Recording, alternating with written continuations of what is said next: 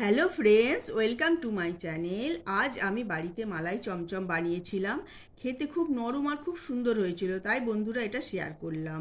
এটা বানাবার জন্য আমি 1 প্যাকেট দুধ নিয়েছি। মাঝারি আঁচে ফুটিয়ে নেওয়ার সময় একটা এলাচ ফাটিয়ে দিয়ে দিয়েছি।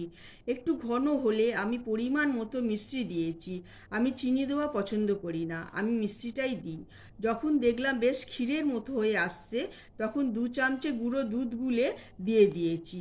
কম আঁচে নাড়াচাড়া করে ক্ষীরটাকে নামিয়ে রেখেছি ঠান্ডা হওয়ার জন্য। আরও একটা জায়গায় কিছুটা দুধ নিয়ে ফুটিয়ে ঘন করেছি।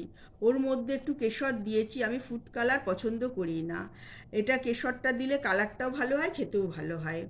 একটু মিশ্রি দিয়েছি মিষ্টির জন্য, আর 2 চামচে গুঁড়ো দুধ দিয়েছি।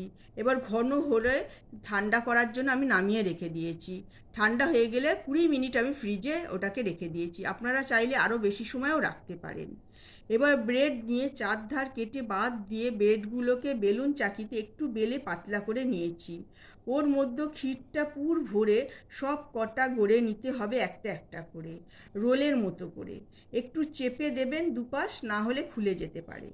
এবার ফ্রিজ থেকে ঘন দুধটা বার করে ওর উপরে আস্তে আস্তে দিয়ে দিয়েছি।